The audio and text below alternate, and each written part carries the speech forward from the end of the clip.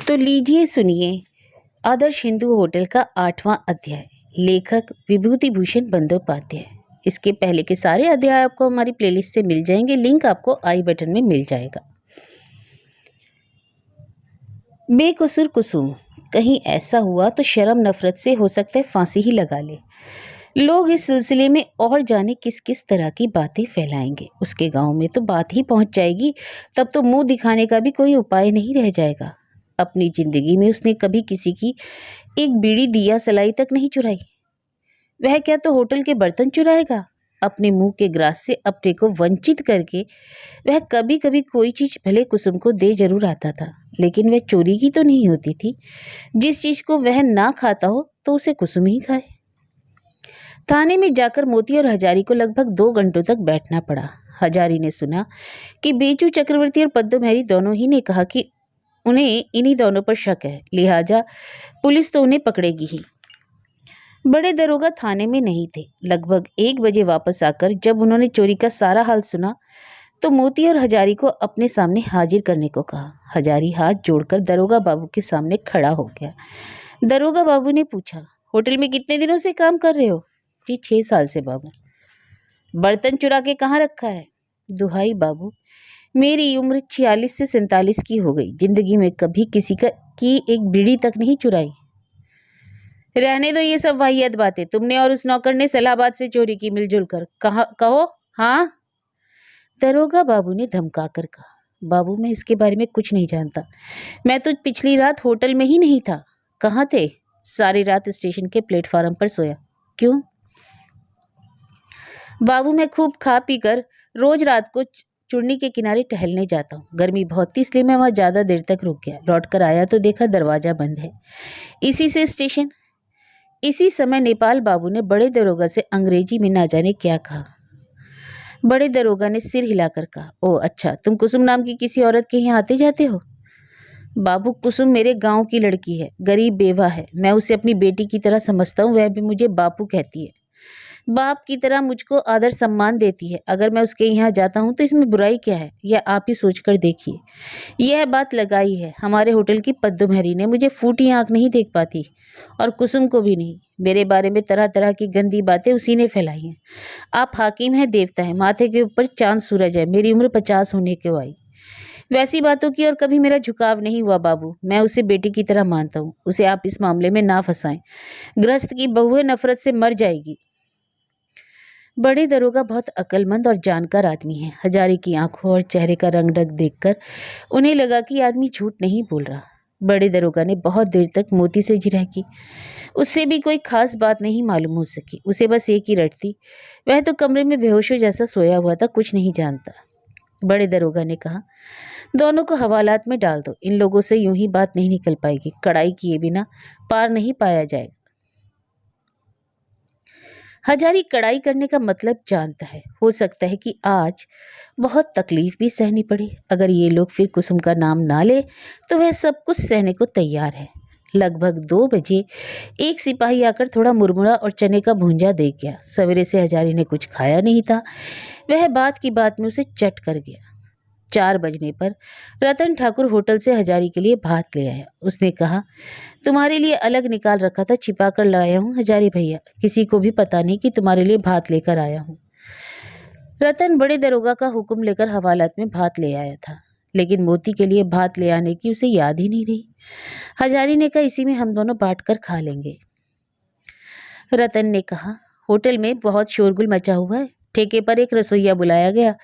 वह काम का रंग ढंग देखकर ही उसी वक्त भाग खड़ा हुआ। बहुत से ग्राहक लौट गए।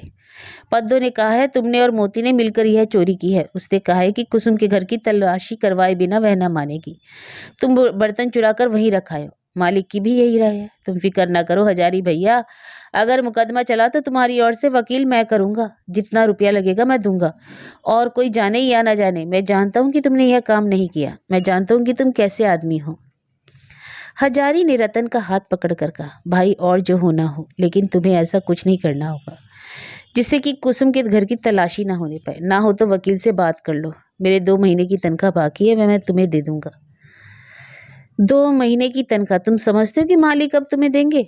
यह नहीं होने का, लेकिन वे दे ना दे मैं वकील करूंगा, तुम फिक्र ना करो।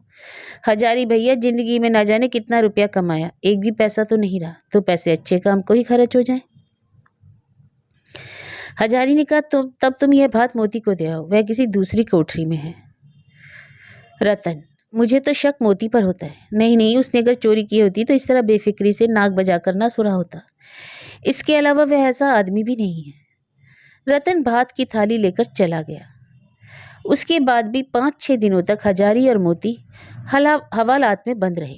बहुत कोशिश करने के बाद भी पुलिस उनके खिलाफ कोई सबूत इकट्ठा न कर सकी, लिहाजा चोरी के मामले में उन पर मुकदमा नहीं चलाया जा सका। 6 दिनों के बाद दोनों की रिहाई हो गई।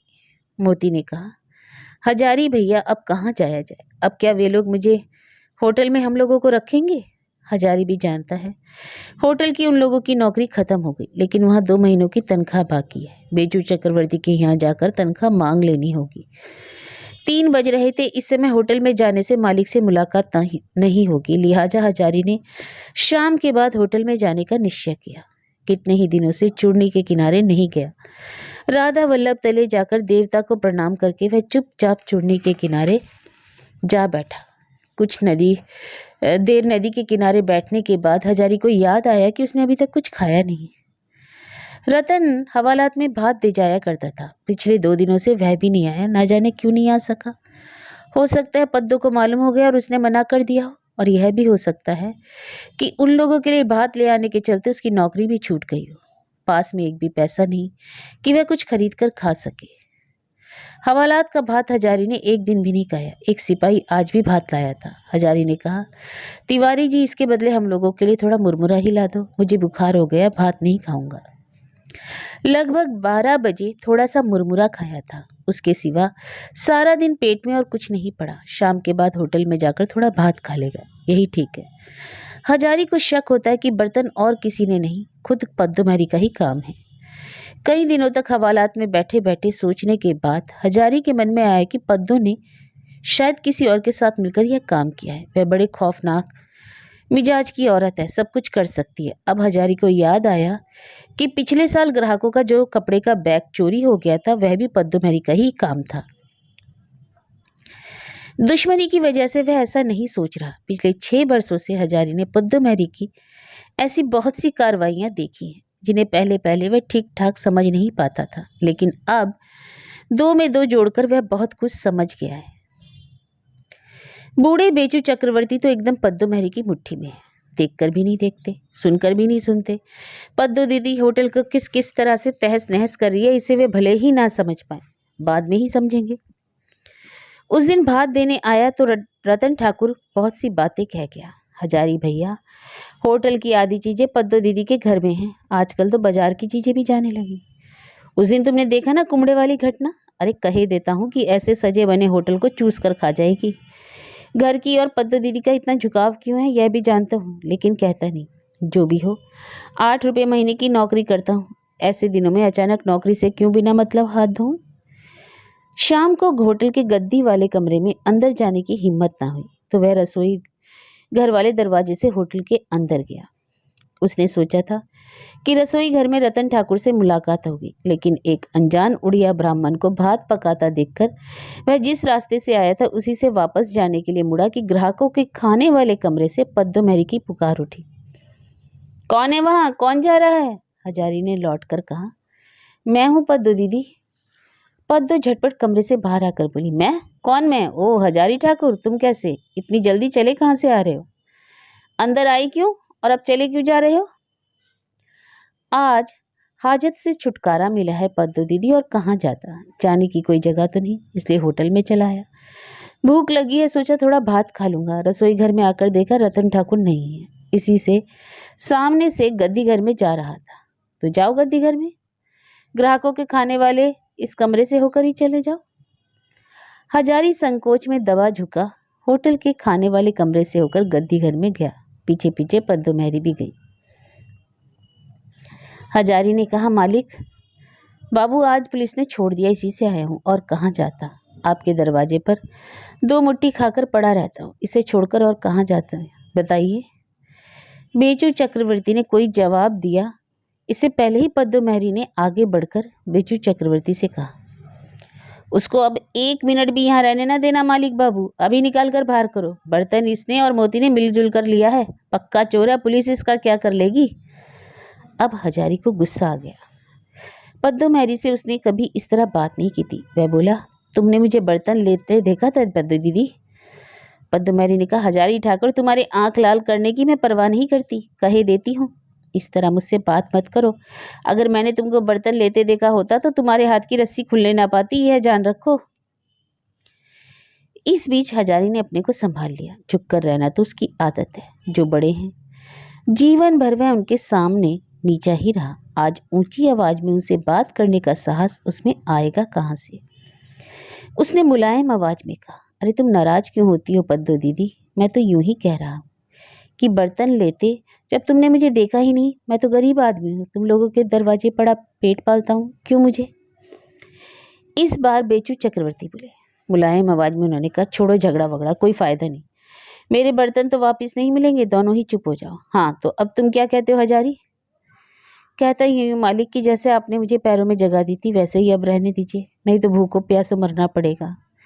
बाबू बाबू, मैं चोर नहीं, अगर चोर होता तो आपके सामने आकर खड़ा ना हो पाता। चोर हो तो नहीं कि इस बात की कोई जरूरत नहीं, लेकिन अब तुम्हें यहाँ जगह नहीं मिलेगी, तुम रहोगे तो ग्राहक चले जाएंगे, पद्ममेहरी ने कहा। बेचू, यह तो ठीक है, ग्राहक चले जाएंगे तो होटल चलाऊंगा कैसे? हजारी इस बात का मतलब नहीं समझ सका।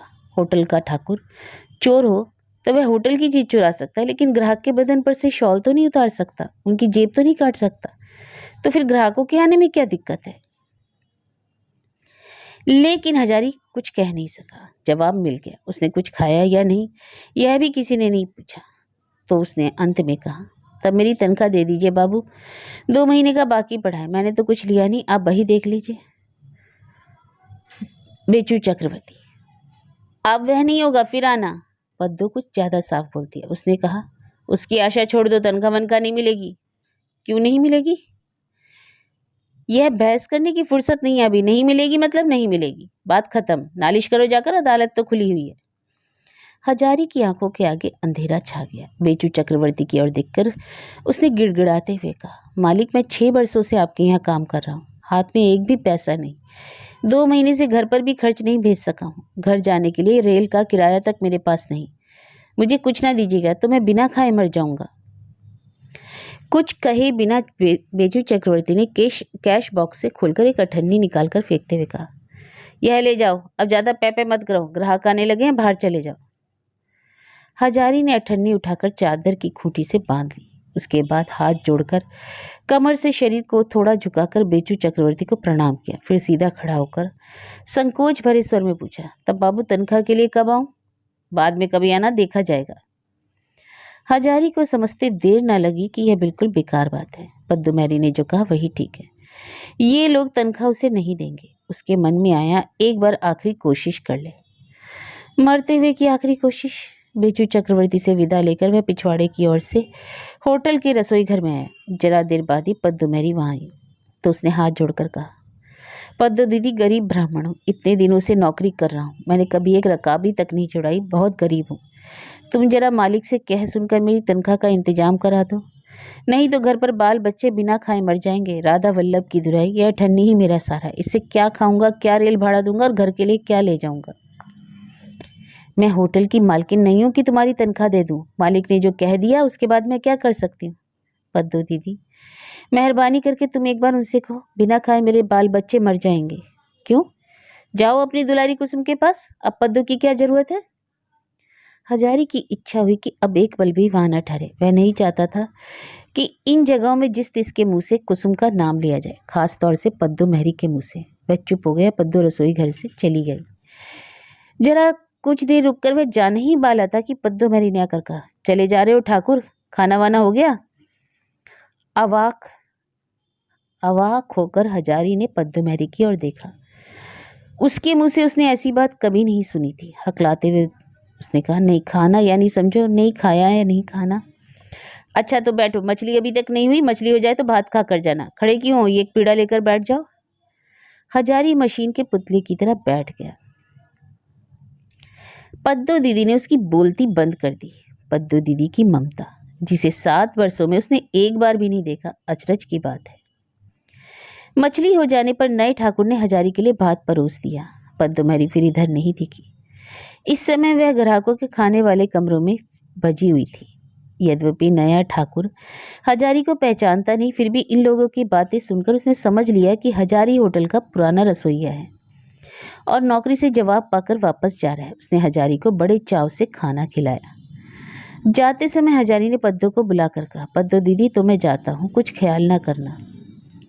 पद्दो मैरी ने दरवाजे के पास आकर कहा, जरा रुको ठाकुर, ये 2 रुपये रख लो, मालिक ने तनख्वाह के लिए दिए हैं, लेकिन यही आखिरी है, उन्होंने कह दिया अब और कुछ ना मिलेगा तुम्हें।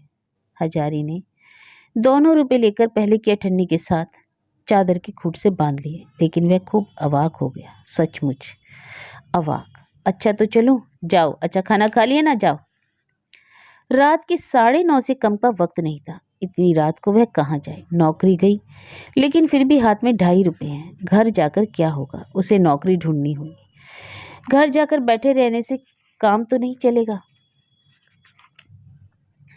हजारी ने यह नहीं सोचा कि नौकरी छूट जाएगी, आखिर नौकरी छूट ही गई। वह जानता है आज रानाघाट के किसी होटल में अब उसे नौकरी नहीं मिलेगी। जदू बाडूजे ने एक बार जरूर कहा था, अपने होटल में ले जाना चाहा था, लेकिन अब चोरी का इल्जाम लगने पर कौन उसे नौकरी देगा?